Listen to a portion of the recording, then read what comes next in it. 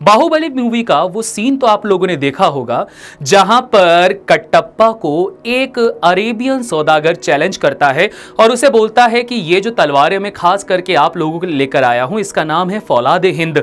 ये जो फौलादे हिंद है ये इतनी ज्यादा मजबूत तलवारें हैं कि इनका दुनिया में और कोई तोड़ है ही नहीं। तो ऐसी बात पर हमारे कटप्पा जी करते क्या हैं कि उस फौलादे हिंद को बीच से ही दो टुकड़ों में तोड़ देते हैं। तो आखिरकार कटप्पा ने अपने जिस तलवार से उस पर्शियन या बोला जाए उस अरेबियन बंदे की तलवार को काट दिया था, तो उस तलवार का नाम क्या था? उस तलवार को कहा जाता था जवाबे हिंद। इसके अलावा अगर मैं बात करता हूं प्रिंस ऑफ पर्शिया की, तो प्रिंस ऑफ पर्शिया गेम आपने खेला होगा, मूवी आप लोगों ने देख के रखी होगी, जहां पर यह बताया जाता था कि वहां जो उसका जादुई खंजर था वो जादुई खंजर का ओरिजिन जो था वो भारत से ही था। तो आखिरकार ये जितने भी खंजर, तलवारें, उनकी मजबूती और इतनी सारी बातों को जब कभी भी सामने लेकर आया जाता है तो कहीं ना कहीं कनेक्शन जो होता है वो भारत और हमारी भारतीय सभ्यता के साथ में जुड़ा हुआ होता है। तो आखिरकार क्या राज है इन सभी के बीच में, जानेंगे आज इसी वीडियो में। सो हेलो एवरीवन, मेरा नाम है राहुल गुरुंग और करता हूं मैं आप सभी का स्वागत चैनल दैनिक IQ।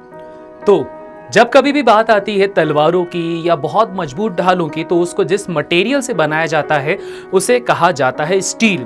स्टील जो होता है ज़्यादा बेटर ऑप्शन होता है एज कंपेयर टू आयरन, क्योंकि आप लोगों को पता ही है कि स्टील में जंग भी नहीं लगता और साथ ही साथ में स्टील जो होता है ज़्यादा ड्यूरेबल और ज़्यादा हल्का होता है एज कंपेयर टू आयरन के। सो इसी वजह से जब कभी भी तलवारों और बड़ी बड़ी मजबूत ढालों की बात की जाती है तो उसे स्टील से बनाया जाता था। और अगर इस स्टील की बात की जाए तो इतना मिसकंसेप्शन फैल के रखा हुआ है, और खास करके जब शुरुआत में इसके नाम के रिगार्डिंग ही बात की जाए तो इसके नाम के रिगार्डिंग इसका नाम जो स्टील पड़ा है, इसका अगर ओरिजिन देखा जाए तो स्टील नाम निकलकर आया था 11वीं सेंचुरी में, जब जर्मन्स ने इसको डिस्कवर करना और इसके ऊपर एक्सपेरिमेंट करना चालू करके रखा हुआ था। तो 11वीं सेंचुरी में जर्मन्स जो होते थे इसे कहते थे स्ताल, और ये जो स्ताल वर्ड होता है ये बना हुआ है या इंस्पायर्ड है संस्कृत के ही एक वर्ड सतकती से, या इसको अगर जल्दी या फिर बोला प्रॉपर तरीके से प्रोनाउंस किया जाए तो वो होता है स्तक्ति। अब इस स्तक्ति वर्ड का जो मीन होता है वो होता है फॉर ऑफेंस या फिर फॉर डिफेंस, मतलब कि युद्ध करने के लिए या आक्रमण करने के लिए उपयोग किया जाने वाला, या फिर रक्षा करने के लिए या बचाव करने के लिए उपयोग में किया जाने वाला। इस तरह से क्या हुआ, स्टील नाम का यहाँ ओरिजिन देखने को मिलता है हमें जर्मनी से। इसके अलावा भी अगर बात की जाए तो सबसे बेस्ट क्वालिटी का स्टील कहा जाता है दामस्कस स्टील, जिसका ओरिजिन बताया जाता है सीरिया। इसके अलावा भी कई सारे डिफरेंट प्लेसेस पर या बोला जाए डिफरेंट रीजन पर स्टील को अलग अलग नाम से बोला जाता था। और स्टील की अगर थोड़ी सी खासियत की मैं और बात करता हूं तो आप सभी को पता है कि स्टील जो होता है ये बना होता है Fe3C इस मॉलिक्यूलर फॉर्मूले से, जिसको सेमेंटाइट कहा जाता है। इस सेमेंटाइट को बनाते टाइम पर कार्बन के कंपोजिशन में चेंज करके हम लोग ज्यादा ड्यूरेबल स्टील बना सकते हैं, परंतु यही होता है इस स्टील के मैन्युफैक्चरिंग का सबसे की पॉइंट। जितना ज्यादा आप कार्बन के इस कंपोजिशन पे कंट्रोल करने में कैपेबल होगे उतना ही मजबूत आप स्टील बना पाओगे। कई सारे देशों ने कोशिश करी कई डिफरेंट काइंड्स ऑफ स्टील बनाने के लिए, परंतु सबसे प्योर स्टील या सबसे मजबूत स्टील की बात की जाए तो इसे बनाने में सफलता मिली थी सिर्फ और सिर्फ भारत को ही, और ये पूरी दुनिया में फैल गया। तो चलिए बात करते हैं थोड़ी सी हिस्ट्री के एस्पेक्ट्स की कि कहां कहां पर और किस किस प्रकार से ये जो स्टील है ये फैला, और हिस्ट्री में हम लोगों को कहां से इसके बारे में जानकारी मिलती है। अगर हिस्ट्री की बात करते हैं तो पर्शियन हिस्टोरियन जिनका नाम था कैट्सियस 5th सेंचुरी में लिखते हैं कि भारत से 2 तलवारें गिफ्ट की गई पर्शिया के राजा और पर्शिया की राजा की माता को, जो कि बहुत ज्यादा ड्यूरेबल थी। इसके अलावा अगर बात करते हैं हिस्ट्री में और कहां पर इसका जिक्र मिलता है तो आप सभी लोगों को यह पता होगा कि पोरस और अलेक्जेंडर के बीच में जो युद्ध हुआ था, जिसपे ऑफिशियली यह कहा जाता है कि पोरस की हार हुई थी, परंतु यहां पर पोरस को जब बंदी बनाया गया तो अलेक्जेंडर ने उसको छोड़ते टाइम पर यह शर्त रखी कि अगर आप मुझे कुछ ऐसा वैल्यूएबल गिफ्ट दे पाओगे तो मैं आपको छोड़ दूंगा। तो उस कंडीशन पे पोरस ने ये बोला कि भाई आप हीरे ले लो, जवाहरात ले लो, कई सारी चीजों को ऑफर करके रखा हुआ था। परंतु अलेक्जेंडर जिसके पास ऑलरेडी बहुत सारी धन संपदा थी तो उसने हर चीज को ठुकरा दिया।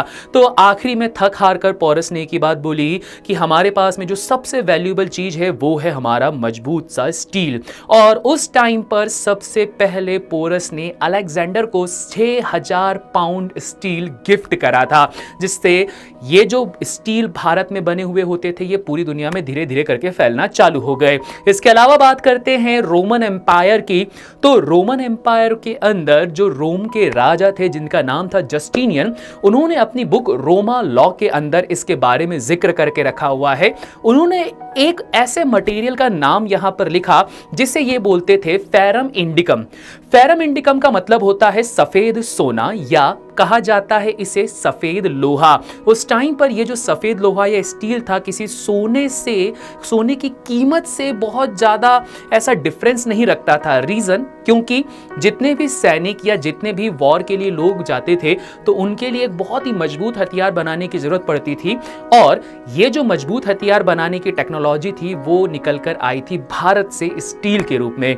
इसके अलावा अगर बात करते हैं तो भाई इजिप्शियन जो लोग होते हैं वो इस स्टील को कहते थे कुस, और गुजरात में अगर बात की जाए तो गुजरात में इसे कहा जाता था वुज। इसके अलावा अगर कनाडा की बात की जाए तो कनाडा में इसको कहा जाता है वुक्कू या फिर उक्कू। इस प्रकार से कई सारी जगह पर अलग अलग नाम इसके रखे जाते हैं। अगर मैं बात करता हूं अरब्स की, तो अरब्स इसे कहा करते थे हुंदवानी, और ये हुंदवानी से दो ब्रांचेस निकला करती थी, या फिर बोला जाए स्टील के दो यूज निकला करा करते थे। एक को कहा जाता था अल हिंद और एक कहलाता था अलिंद। अल हिंद का मतलब होता था तलवार और अलिंद का मतलब होता था कि जो मिरर्स होते थे वो भी उस टाइम पर स्टील से बनाए जाते थे, बिकॉज ये जो स्टील था वो काफी ज्यादा शाइन करता था। इसके अलावा बात की जाती है पर्शियंस की, तो पर्शियंस इसे कहा करते थे फौलाद हिंद, और अब आती है वो बात कि अरब्स इसे कहा करते थे जवाब हिंद।